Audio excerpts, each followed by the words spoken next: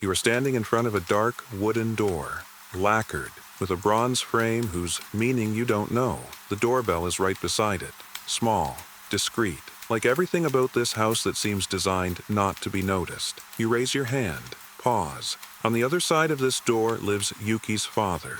You breathe, you ring the bell.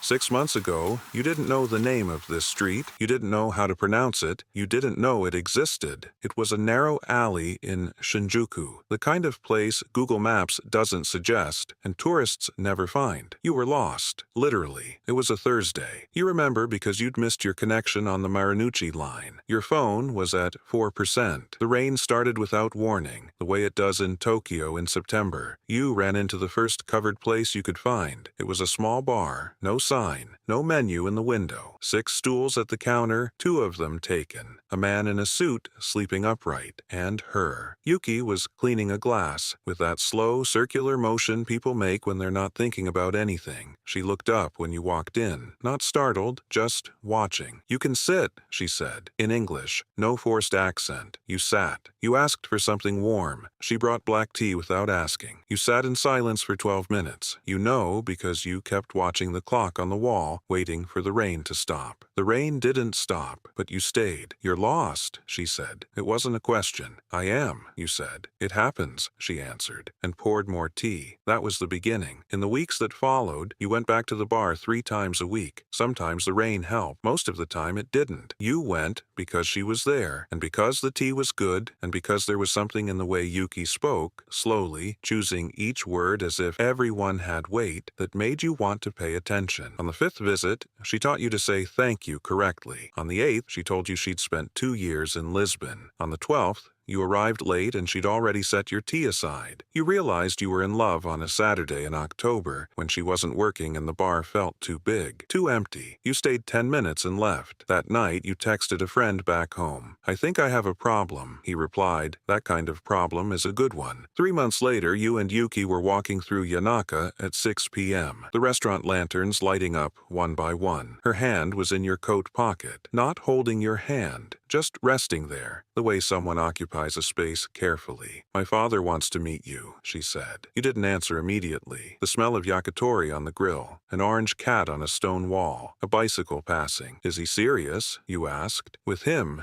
it's always serious," she said, and you weren't entirely sure what that meant. That night was the first one you didn't sleep well. You lay there staring at the ceiling of your apartment in Nakameguro, 15 square meters, a window that faced a canal. You'd come to Tokyo on a 2-year research fellowship with the vague idea of seeing how it goes. Falling for someone hadn't been part of the plan, much less someone whose father, you would later discover, had a tattoo covering his entire back and a name that made taxi drivers change the subject. But you didn't know that yet. Not yet. The door opens. A man shorter than you imagined. Early 60s. Short, gray hair. Dark gray suit. Impeccable. No tie. The top buttons of his shirt undone. And there, at the base of his neck, you see the beginning of something. A line of black ink. A scale. The start of a serpent you won't see in full today. He looks at you, doesn't smile, doesn't frown, just looks, like someone reading a page. "Come in," he says, in Japanese. Yuki translates with a touch on your arm. The house is larger inside than the facade suggests. Dark wood floors, shoji paper walls, a calligraphy painting on a long scroll, a single white orchid in a black vase. Everything very still. Everything exactly in its place. The dinner table seats 6. Only 3 places are occupied. You, Yuki, and her father, Tanaka Hiroshi. Her mother, you'll learn later, passed away 4 years ago. There's an older brother who lives in Osaka and didn't come. The food is brought by a silent woman who disappears afterward. Miso soup, white rice, grilled fish, tsukemono, pickled vegetables you haven't yet learned to eat without making a face. You eat the tsukemono without making a face. Yuki notices. Her eyes smile by 1 millimeter. Tanaka-san doesn't eat immediately. He looks at the table for a moment, as if he's praying or thinking or doing both at once. Then he lifts his chopsticks. "Itadakimasu," he says. "Itadakimasu," you repeat. With the wrong accent, but with conviction. He looks at you again, still not smiling, but something shifts, something too small to name. Throughout dinner, Tanaka-san asks questions. Yuki translates, but the rhythm of the questions is his, controlled, unhurried, like an investigation that has no urgency because the verdict has already been decided. Where's your family from? You answer. He listens, no comment. Why Tokyo? You explain the fellowship, the university. He listens, no comment. Do you drink? Socially, you say. Yuki translates. Tanaka-san makes a brief sound, reaches behind him for a bottle of sake and pours 2 small cups, slides one in your direction. You pick up the cup. He raises his, looks at you, you drink. He drinks. The conversation continues. After dinner, Yuki goes to the kitchen to help the woman. You and Tanaka-san are alone in the tatami room. Incense burning in a bronze holder. The smell is sandalwood, wood, and earth. He lights a cigarette. Doesn't offer you one, not out of rudeness, but because he already knows you don't smoke. He did his homework. That thought keeps you quiet for a moment. Yuki told me about you, he says, this time in English. Slow, but correct. You didn't know he spoke English. Good things, I hope, you say. She only says good things about people she loves, he answers. That worries me sometimes. A pause. But about you, he continues. She was careful, specific. Yuki is not specific by accident. He taps the ash from his cigarette. My daughter has chosen well before. It didn't always work. A pause. But she learns. She is smarter than I was at her age. You're not sure whether to say something. You decide not to. Do you know what I do? He asks. Yuki didn't go into detail, you say. Tanaka-san takes one last drag from the cigarette, puts it out, looks at you with those eyes that read pages. That is because she protects the people she loves, he says. It is a habit of hers. He stands. The conversation is over for now, not because it has ended, but because he has decided it is enough for today. You will have dinner here next week as well, he says. It is not a question. On the way back, on the 10 p.m. subway, Yuki leans her head against your shoulder. How do you feel? She asks. Alive, you say. She laughs, a small genuine laugh she doesn't use often. He liked you, she says. How do you know? Because he spoke English. You look at her. He never speaks English with people he doesn't like, she explains. It's a rule of his. You sit in silence through 2 stations thinking about that. But right now, you still don't know what it will cost to be accepted by Tanaka Hiroshi. You found out gradually. Not all at once. Not in a dramatic reveal. You found out the way you find out most important things, in fragments over time, until the fragments form a picture you can no longer ignore. First it was the car.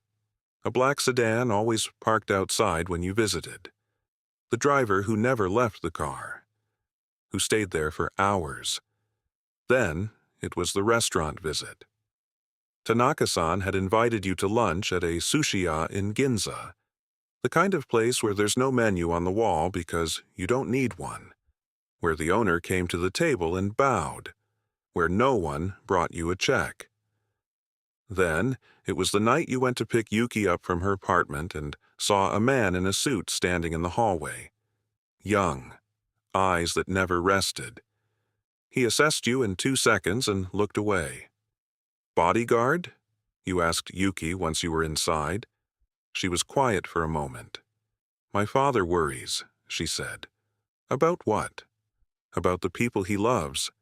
You looked at her. Yuki? I know, she said, before you finished. I know what you're going to ask. Then tell me. She stood at the window. Tokyo outside, always lit. My father is not an ordinary man, she said.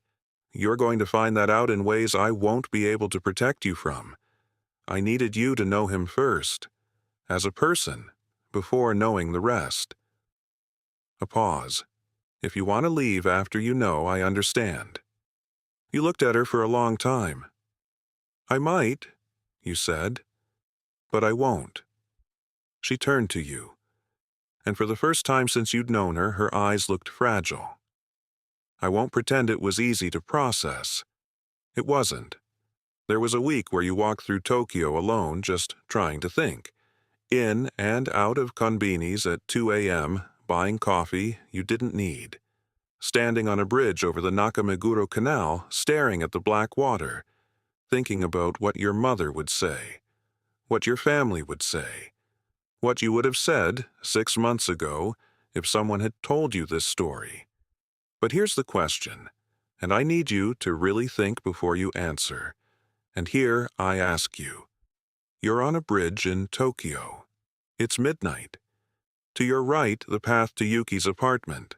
A woman you love who is honest with you and who did not choose the father she has. To your left, the path to the airport.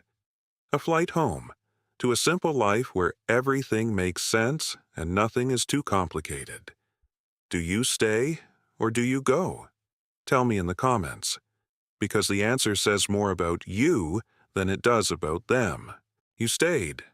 It wasn't a heroic decision. There was no epic music. You simply walked back from the canal, got on the subway and texted Yuki, "Can I come over?" She replied in 30 seconds. The door is open. In the months that followed, you learned to live in this parallel world. You learned that the man in the suit in the hallway was named Kenji and was 28 years old and liked basketball. You learned that when Tanaka-san called during dinner, Yuki picked up and he called back afterward, never the other way around. You learned there were meetings on the upper floor of the Shinjuku house that you would not see and would not ask about.